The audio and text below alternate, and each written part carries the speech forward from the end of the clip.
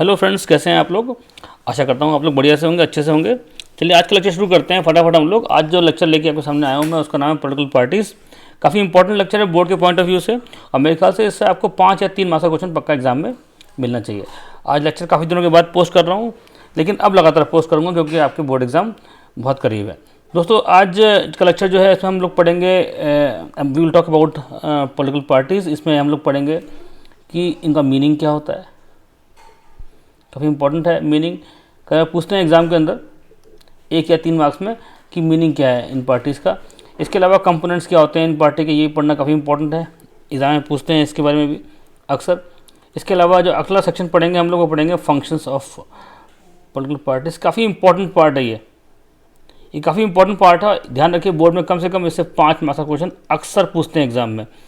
और last section जो आपका पढ़ेंगे हम लोग, why do we need this parties. ये भी अपने आप में बड़ा इंपॉर्टेंट सेक्शन है और इससे भी एग्जाम में अक्सर 5 मार्क्स का क्वेश्चन पूछते हैं। ठीक है, चलिए इसको स्टार्ट करते हैं एक बहुत ही अच्छे स्टाइल में और शुरू करते हैं आज की लड़ाई 5 नंबर की या 3 नंबर की। कुछ ना कुछ तो पक्का एग्जाम में फंसेगा आपके इस सेक्शन से, तो मैं उम्मीद करता हूँ ये काफ़ी फ्रूटफुल सेक्शन आपके लिए रहेगा।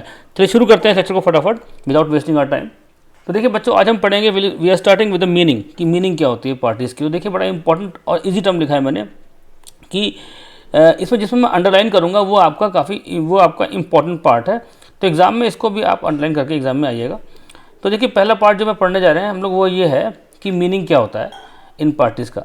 तो मीनिंग की बात है तो देखिए, the group of people who come together to contest election, यानी कई सारे लोग इकट्ठा होते हैं एक साथ। उनका उद्देश्य एक ही होता है। उद्देश्य क्या होता है? उनका उद्देश्य होता है कंटेस्ट इलेक्शन, यानी चुनाव को लड़ना है और चुनाव को जीतना भी है। तो पहला काम क्या है कि ग्रुप ऑफ, बहुत सारे लोग ये इकट्ठा होते हैं, लोग बहुत सारे, और उनके इकट्ठा होने का उद्देश्य सिर्फ एक ही होता है कि किस तरह चुनाव जीतें और देश की सरकार में अपना कब्जा करें। तो यानी इस तरफ देखिए, ये कई सारे लोग इकट्ठा हो गए हैं यहाँ पे, तो इससे हम लोग कहेंगे एक पॉलिटिकल पार्टी। तो अगली बात देखिए, they hold power in the government, वो चुनाव में चुनाव जीतने के बाद पावर को होल्ड करते हैं, यानी सरकार में आते हैं और गवर्नमेंट को चलाते हैं। तो ये अगला इंपॉर्टेंट पार्ट है। इसके बाद देखिए, they agree on some policies and programmes, कि वो जब सब लोग इकट्ठा होते हैं तो इकट्ठा होने के बाद उनका उद्देश्य एक ही होता है कि वो किसी एक प्रोग्राम के लिए काम करते हैं। तो इस तरह से ये तीसरा पॉइंट हो जाएगा। तो एग्जाम में जो क्वेश्चन आपका आएगा वो 1 या 3 मार्क्स का क्वेश्चन आएगा इस सेक्शन से। तो अगर 1 मार्क्स का क्वेश्चन आता है तो आपको 1 मार्क्स के क्वेश्चन के लिए खाली एक ही पॉइंट मेंशन करना है। इसको आप इस तरह भी लिख के एग्जाम में आ सकते हैं कि group of persons who come together to contest election and they hold the power in the government, यानी इकट्ठा होते हैं लोग बहुत सारे, चुनाव लड़ते हैं और चुनाव को जीतने के बाद वो सरकार पे काबिज होते हैं। दे होल्ड द पावर। इसका देखिए अगला पार्ट जो है इस सेक्शन का, जो काफ़ी इंपॉर्टेंट है, कंपोनेंट्स क्या होती हैं पार्टी की। तो देखिए आप समझिए पहले बच्चों कि कौन सा पार्ट कितना इंपॉर्टेंट है आपके बोर्ड के पॉइंट ऑफ व्यू से है। तो जहाँ तक इस पार्ट की बात है, तो अगर ये क्वेश्चन अकेला आता है एग्ज़ाम में तो ये आपका आएगा 1 मार्क्स का, इसके ऊपर नहीं आएगा। लेकिन अगर ये दोनों क्वेश्चन जॉइंट आते हैं तो 1+2 यानी 3 मार्क्स का क्वेश्चन आ सकता है। तो ये आपको पता होना चाहिए कि तीनों कंपोनेंट्स क्या हैं और किस तरह से काम करते हैं। देखिए मैं बताता हूँ फटाफट आपको। एक लीडर, एक्टिव मेंबर्स और फॉलोअर्स। देखिए इनके 2-2 पॉइंट मैंने लिखे हुए हैं। लिखने का एम एक ही है। जैसे मान लीजिए एग्जाम में पूछ लिया कि लीडर्स का मतलब क्या होता है, तो उसको आप इन 2 पॉइंट से एक्सप्लेन कर सकें। हालांकि जो पहला कंपोनेंट है लीडर्स, ये पार्टी के टॉप लीडर्स होते हैं, सीनियर मोस्ट लीडर्स होते हैं जो पार्टी में काम करते हैं, और चुनाव को जीतने के बाद ये लोग इम्पॉर्टेंट पोजीशन, ये लोग बन जाते हैं क्या, ये लोग बन जाते हैं मिनिस्टर या कोई इनको इम्पॉर्टेंट पोजीशन मिलती है। दूसरे लोग हैं एक्टिव मेंबर्स। ये वो मेंबर्स हैं जो पार्टी के लिए काम करते हैं, उनके लिए रैलीज को ऑर्गेनाइज करते हैं, रैली में उनको इकट्ठा करते हैं, उनके झंडे लगाते हैं, उनके बैनर्स लगवाते हैं, लोगों को इकट्ठा करते हैं उनके लिए। तो यानी ये लोग मेंबर्स, इनको मेंबर्स कहते हैं। इन्हीं लोगों की वजह से जो पार्टी है वो चुनाव जीतती है और सरकार में आती है। तीसरा पार्ट जो होता है वो होता है आपका फॉलोअर्स। ये फॉलोअर्स आपके और हमारे जैसे लोग होते हैं, यानी किसी एक पार्टी के मेंबर तो होते नहीं हैं, मेंबर नहीं है। तो ये लोग क्या हैं? ये लोग फॉलोअर्स होते हैं वो लोग जो किसी पार्टी को सपोर्ट करते हैं उनकी पॉलिसीज़ को देख करके। मान लीजिए आज मिस्टर मोदी कंट्री के प्राइम मिनिस्टर, इंडिया के प्राइम मिनिस्टर हैं, तो बहुत से लोग सपोर्ट करते हैं उनको क्योंकि उनकी पॉलिसी उनको अच्छी लगती हैं, पर जिस दिन उनको लगेगा कि ये काम ठीक से नहीं कर रहे हैं तो उस दिन सपोर्ट नहीं करेंगे। तो जो फॉलोवर्स होते हैं वो सपोर्ट करते हैं पॉलिसी के आधार पे और सपोर्ट वापस ले सकते हैं अगर उनको लगता है कि ये काम ठीक से नहीं कर रहे हैं। तो जो इनका जो सपोर्ट है ये परमानेंट नहीं है, ठीक है, ये याद रखिएगा आपका ऐसे। चलिए, तो मेरे को लगता है कि ये पार्ट आपको समझ में आया होगा अच्छी तरीके से। फिर से एक रिकैप देता हूँ कि मीनिंग होता है इन पार्टीज़ का कि बहुत सारे लोग इकट्ठा होते हैं, इनका इकट्ठा होने का उद्देश्य एक ही होता है, they want to contest election, वो चुनाव लड़ना चाहते हैं। और चुनाव लड़ने के पीछे उद्देश्य क्या होता है, चुनाव जीतें और जीतने के बाद देश की गवर्नमेंट का पार्ट बन जाए। इसके बाद इनकी कंपोनेंट 3 होते हैं, लीडर्स, एक्टिव मेंबर्स और फॉलोवर्स। लीडर्स वो लोग हैं जो किसी पार्टी के लिए काम करते हैं और चुनाव जीतने के बाद ये पार्टी के सीनियर मोस्ट लीडर्स होते हैं और चुनाव जीतने के बाद यही लोग सरकार में आते हैं और मिनिस्टर्स बनते हैं या इंपॉर्टेंट पोजीशंस होल्ड करते हैं किसी गवर्नमेंट के अंदर।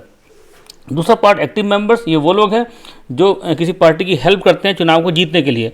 ये पार्टी के लिए छोटे काम करते हैं, झंडे लगाते हैं या मान लीजिए कि बैनर्स लगवा रहे हैं या पब्लिक सपोर्ट इकट्ठा कर रहे हैं। तो इस तरह से ये पार्टी की हेल्प करते हैं। तो अगर ये मेंबर्स ना हों तो पार्टी चुनाव नहीं जीतेगी। इसके बाद तीसरे फॉलोअर्स हैं जो कि किसी पार्टी को सपोर्ट करते हैं उनकी पॉलिसीज़ के आधार पर। अब देखो बच्चों, अगला जो पार्ट है फंक्शंस ऑफ पॉलिटिकल पार्टीज, ये काफ़ी इंपॉर्टेंट क्वेश्चन है और बोर्ड में कई बार पूछा गया है। तो मैंने देखिए हर क्वेश्चन के 5-5 पॉइंट लिखे हुए हैं। जैसे इसके मैंने 1, 2, 3, 4, 5 और 6 पॉइंट लिखे हैं, लेकिन एग्ज़ाम में आपको इसके कोई भी 5 पॉइंट लिख के आने हैं। तो बहुत ही इजी पॉइंट है, इसको एक बार पढ़ने पे आपको याद हो जाएगा अच्छी तरीके से कि ये क्या कर रहे हैं। देखिए फंक्शन क्या होते हैं पार्टीज़ के, कि पहली बात दे कंटेस्ट इलेक्शन, कि पार्टियाँ चुनाव लड़ती हैं, ये उनका पहला काम होता है। सेकंड वर्क ये है कि they put forward different policies and programmes, यानी हर पार्टी का कुछ प्रोग्राम होता है, कुछ पॉलिसीज़ होती हैं जिनको पार्टी आगे बढ़ाती है और देश को उसी के अकॉर्डिंग चलाती है। जैसे मान लीजिए कि इस समय देश के अंदर बीजेपी की गवर्नमेंट है, इससे पहले कांग्रेस पार्टी की गवर्नमेंट थी, तो अब बीजेपी की अपनी पॉलिसीज़ हैं, इनका अपना ढंग है काम करने का, कांग्रेस का अपना ढंग है। तो इस तरह से हम देखते हैं कि जो पार्टी होती है वो अपनी पॉलिसीज़ और अपने प्रोग्राम के अकॉर्डिंग ही देश को चलाती है।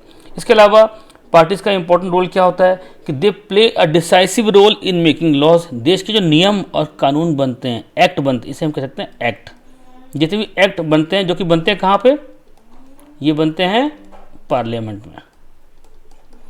जितने भी एक्ट बनते हैं देश के अंदर, वो सारे एक्ट जो बनते हैं वो उसमें जो ये पार्टीज़ हैं ये एक बहुत ही इंपॉर्टेंट रोल प्ले करती हैं। यही पार्टियां चुनाव जीतती हैं, इनके ही मेंबर होते हैं जो लोकसभा में बैठते हैं, राज्यसभा के अंदर बैठते हैं, यही लोग बिल को पास करते हैं और जब बिल पास होता है तो यही बाद में एक्ट बनता है।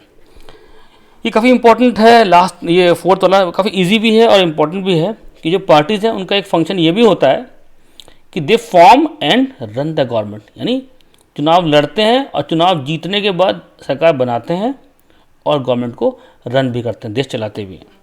इसके अलावा दे शेप पब्लिक ओपिनियन। देखिए मैं आपको देता हूँ एग्जांपल। देखिए 2014 का इलेक्शन जो था आपका, उस समय मोदी जी सिर्फ गुजरात के चीफ मिनिस्टर थे। तो अब क्या हुआ कि ये पार्टी जो बीजेपी में है उसने एक कैंपेन चलाया मोदी जी के पक्ष में, और उसका असर ये हुआ कि 2014 के इलेक्शन में जो बीजेपी है उसको 325 सीट के आसपास सीट्स मिल जाती हैं, जो अपने आप में मेगा विक्ट्री है, एक मेजोरिटी सरकार बन गई है। तो ये दिखाता है कि यही पार्टी जो होती है पब्लिक का माइंड को सेट करती है, उनके जो ओपिनियन है उनको सेट करते हैं। इन्होंने बीजेपी ने इस तरह कैंपेन चलाया मोदी जी के पक्ष में कि पूरा का पूरा देश, उसका एक बहुत बड़ा पार्ट देश का जो है उनके पक्ष में आ गया। तो इस तरह से पब्लिक का ओपिनियन उन्होंने सेट कर दिया। लास्ट पॉइंट है, हालांकि 5 ही पॉइंट करने हैं तो कोई 5 आप याद कर लीजिए, लेकिन मैंने तब भी 6 पॉइंट दिए हुए हैं जिससे आपके सामने एक ऑप्शन रहे कि इनमें से कोई भी आपको 1 पॉइंट छोड़ सकते हैं आप। तो सॉरी, देखिए तो ये जो है दोस्त पार्टी वो पार्टियाँ जो चुनाव हार जाती हैं। हारने का मतलब ये नहीं है कि जैसे मान लीजिए अब बीजेपी है और कांग्रेस है, तो बीजेपी के पास 300 मेंबर्स हैं लोकसभा के अंदर, कांग्रेस के पास 50 मेंबर्स हैं। तो यानी 300 मेंबर जीते हैं बीजेपी के, 50 मेंबर जीते हैं कांग्रेस के, तो 50 मेंबर तो कांग्रेस के भी हैं ना। तो ये कहाँ बैठेंगे? ये तो बन गई गवर्नमेंट। ये क्या बैठेंगे? ये कहाँ बैठेंगे? तो ये बैठेंगे आपके अपोजिशन में। यानी इस तरीके से हम देखते हैं कि ये लोग they will work as opposition. तो इस तरह से देखते हैं कि जो पार्टीज, उनका एक काम तो ये होता है कि सरकार चलाते हैं, देश चलाते हैं, साथ में एक काम ये भी होता है कि वो देश जो गवर्नमेंट जो काम कर रही है उसकी बैठते हैं अपोजिशन में और उसमें भी एक रोल प्ले करते हैं। तो आई होप कि ये पांचों पॉइंट आपको अच्छे से समझ में आ गया होगा।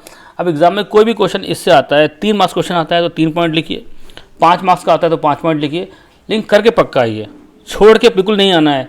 ये क्वेश्चन आता है बिल्कुल एज इट इज़। अगर आपको मान लीजिए दे कंटेस्ट इलेक्शंस, तो अब ये पॉइंट, पहला पॉइंट दे कंटेस्ट इलेक्शन, तो अब मान लीजिए आपको कुछ याद नहीं आ रहा एग्जाम में, तो इतना भी लिख के आएंगे तो मार्क्स मिलेगा। लेकिन हाँ, अगर मान लीजिए आपको ये पॉइंट याद है, एक सेंटेंस फ्रेम कर लीजिए कि the political parties use to contest elections in a democracy, अच्छा लगेगा। फिर भी अगर आपको याद नहीं आता तो आप इतना भी लिखेंगे तो यू विल गेट मार्क्स पक्का मिलेंगे आपको, इसी गारंटी है। तो चलिए अब इस सेक्शन का लास्ट हम आज पार्ट पढ़ लेते हैं कि why do we need political parties. ये क्वेश्चन कई तरीके से आता है एग्जाम में। ये पूछ सकते हैं कि what is the importance of parties in democracy, why do we need parties. मतलब क्वेश्चन का उद्देश्य ये है कि डेमोक्रेटिक सेटअप में जो पॉलिटिकल पार्टीज होती हैं उनकी इम्पोर्टेंस क्या है। तो देखिए, हम समझते हैं इसको। पहला पॉइंट लिखा है modern democracies can not exist without political parties. बिल्कुल सही बात है कि आज की डेमोक्रेसी जो है बिना पार्टी पॉलिटिक्स के उसका चल पाना संभव नहीं है, क्योंकि यही पार्टी चुनाव लड़ती हैं। अगर ये पार्टीज नहीं होंगी तो चुनाव देश में हो नहीं पाएगा, और चुनाव नहीं होगा तो हम लोग अपने जो रिप्रेजेंटेटिव्स हैं, जो हमारे एमपीज़ एमएलए हैं, उन्हें कैसे चूज़ करेंगे। जब उन्हें चूज़ नहीं कर पाएंगे तो पार्लियामेंट कैसे बनेगी। तो अपने आप में बहुत ही एक डिफ़िकल्ट प्रोसेस हो जाएगा। इसलिए डेमोक्रेसी को पूरा करने के लिए वी नीड पॉलिटिकल पार्टीज़। तो आज की डेमोक्रेसीज़ हैं वर्ल्ड की, चाहे कोई भी देश दुनिया का हो, चाहे अमेरिका हो, चाहे ब्रिटेन हो, चाहे इंडिया हो, पाकिस्तान हो, हर देश में अपनी अपनी पॉलिटिकल पार्टीज़ हैं। हर पार्टी का अपना एक ऑब्जेक्टिव, एक आइडिया, एक प्रोग्राम होता है जिसके अकॉर्डिंग हम लोग उनको चूज़ करते हैं।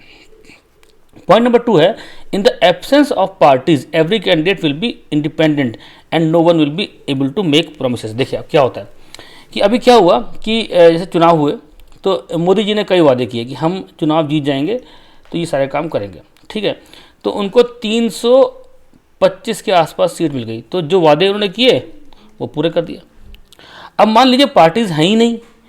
अब हर कैंडिडेट चुनाव जो लड़ रहा है, एक आदमी चुनाव जीता यहाँ से, एक यहाँ से, एक यहाँ से। अब कोई भी कैंडिडेट प्रॉमिस नहीं कर सकता। प्रॉमिस क्यों नहीं कर सकता?